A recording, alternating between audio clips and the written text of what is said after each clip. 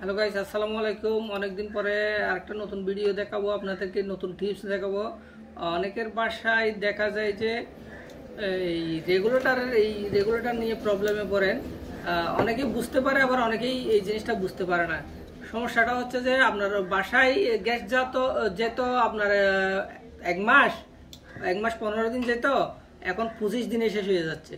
এখন সমস্যাটা আপনি ধরতে পারতেছেন না। এই সমস্যাটার সমাধান হচ্ছে যে আপনার দেখতে হবে আগে রেগুলেটরটা নষ্ট হয়েছে কিনা। এই জিনিসটা যদি কম্প্রেসারটা যদি নষ্ট হয়ে যায়, কম্প্রেসার বলতে এই জিনিসটা, এই কম্প্রেসারটা যদি নষ্ট হয়ে যায় আপনার গ্যাস জ্বলবে, ঠিক আছে। আপনি নতুন যখন গ্যাস কিনবেন ওটা 15 দিন 20 দিন ঠিকই যাবে। যখন সিলিন্ডার, এই সিলিন্ডারটা অর্ধেক হয়ে যাবে, সিলিন্ডার এটা হচ্ছে যে সিলিন্ডারের গ্যাস যখন অর্ধেকে চলে আসবে, প্রেশার যখন একটু লো হয়ে যাবে, তখন আর সার্ভিসটা ভালোভাবে দিবে না, তখন আপনার চুলায় গ্যাস জ্বলবে না। একটা তো অনেক সময় জ্বলে, আরেকটা একদমই জ্বলবে না। দুইটা চুলাই ওকে আছে, কিন্তু আপনার একটা চুলা জ্বলবে আর একটা চুলা জ্বলবে না। জিনিসটা ভালো করে খেয়াল করবেন। একবার দুইবার যদি এরকমই হয়, আপনার গ্যাস এক মাস যেত 20 দিনে শেষ হয়ে যাচ্ছে বা 15 দিনে শেষ হয়ে যাচ্ছে। আপনারা অনেকে কি করেন, দোকানদারকে গিয়ে বকাবকি করেন বা যার থেকে গ্যাস নিয়ে আসেন তার থেকে গ্যাস নেন না। জিনিসটা কিন্তু সমাধানটা আপনি বুঝতে পারেন না কি জন্য এই সমস্যাটা হচ্ছে। আরেকটা জিনিস হচ্ছে যে আপনি দেখতে হবে আপনার সিলিন্ডারে গ্যাস আছে কিনা। এই যে গ্যাস সিলিন্ডারে গ্যাস আছে কিনা ওটা কিভাবে দেখবেন? ওটার দেখার একটা সিম্পল ওয়ে হচ্ছে, আপনার সিলিন্ডারটা তুলে যখন এটা যদি এভাবে নাড়া দেন, এই দেখেন যেমন এইভাবে ধরে যখন এভাবে নাড়া দিবেন, তখন হবে যে আপনার গ্যাস এটা নড়াচড়া করবে ভিতরে। গ্যাসটা হচ্ছে যখন লিকুইড থাকে ভিতরে থাকে, তখন এটার একটা ওজন থাকে, এটার একটা পরিমাণ থাকে। অর্ধেক থাকলে এটা নাড়াচাড়া করবে অবশ্যই। এটা দেখে তারপরে যে গ্যাস দিতে আসছে তাকেই আপনি সিলিন্ডারটা বুঝিয়ে দিবেন, যদি সম্পূর্ণটা কালি হয়। আরেকটা, এই যে এই রেগুলেটরটার সমস্যা হচ্ছে যে এই কারণেই আমরা সমস্যা হয়ে থাকে। সমস্যাটা আপনি নিজেই সমাধান করতে পারবেন ইজিলি। এখন আপনি যদি বারবার ওইভাবে অর্ধেক গ্যাস থাকা অবস্থায় যদি দোকানদারকে দিয়ে যান, তাহলে দোকানদারের লাভই হবে। আপনার সমস্যাটা হচ্ছে আপনার লসেই থাকবেন, প্রতি মাসে আপনার অর্ধেক গ্যাস দোকানদারের কাছেই চলে যাবে।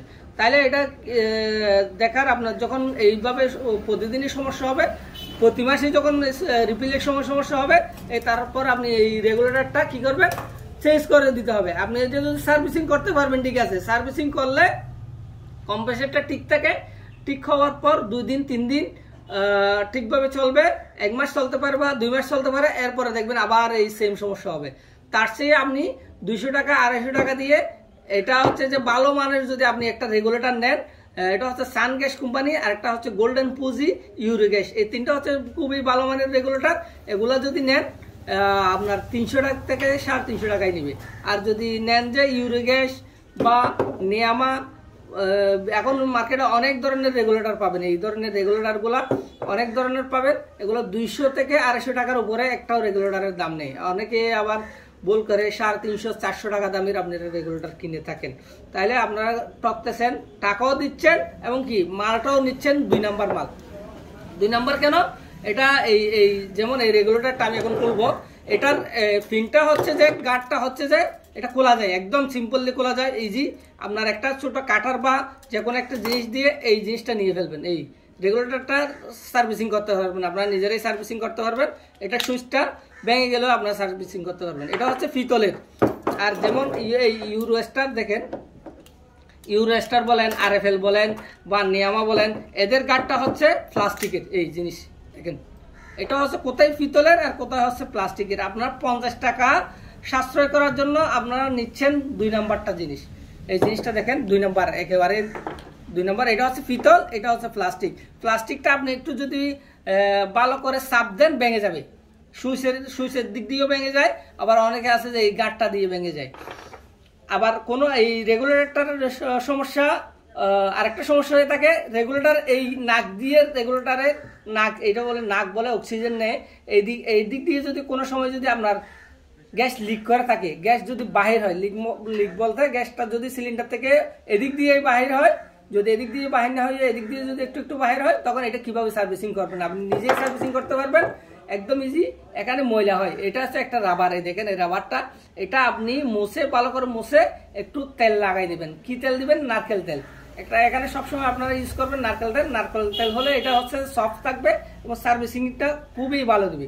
তাহলে এই রেগুলেটরটা ফিটিং করবেন কিভাবে দেখেন, এই একেবারে ইজিলি খোলা যায়, দেখেন সবটুকু পার্ট আপনারা এগুলো সার্ভিসিং করতে পারবেন। প্রত্যেকটা রেগুলেটর সার্ভিসিং করা যায়, আপনার নিজেই সার্ভিসিং করতে পারবেন।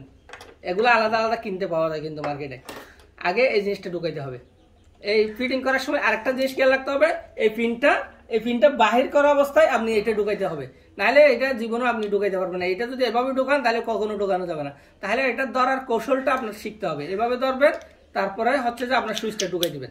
এই সুইচটা ঢুকে গেছে, তারপরে হচ্ছে যে লাল পিনটা লাগাই দিবেন, এতটুকু এই রেগুলেটর ফিটিং। আমি আবার দেখাচ্ছি আপনাকে। এই দেখেন, আগে কোনো একটা কিছু দিয়ে ঢুকাই দিলে এভাবে এই লাল পিনটা নিয়ে ফেলবেন, তারপর হচ্ছে সুইচটা টান দিলে বের হয়ে যাবে। তারপর এই জিনিসটা নিয়ে নেবেন। এখানে আপনি প্রত্যেকটা জিনিস চেঞ্জ করতে পারবেন।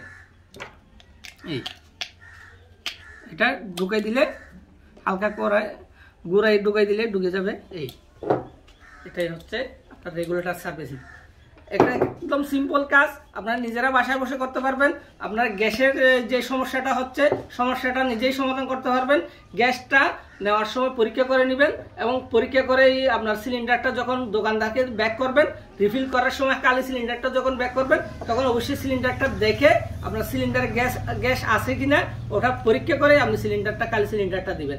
আমার ভিডিওটা যদি অবশ্যই ভালো লেগে থাকে লাইক দিবেন, এবং আমাকে অবশ্যই সাবস্ক্রাইব করতে ভুলবেন না। আমি আপনাদের জন্য সবসময় নতুন টিপস দেওয়ার চিন্তা ভাবনা করি, এবং নতুন সমস্যার সমাধান করে দিব। আপনাদের চুলায় বা রেগুলেটর সিলিন্ডার কোনো ধরনের সমস্যা যদি হয়ে থাকে তাহলে আমাকে নক করবেন, আমি অবশ্যই আপনাদেরকে প্রশ্নটা উত্তর দেওয়ার চেষ্টা করব। ওকে, থ্যাংক ইউ।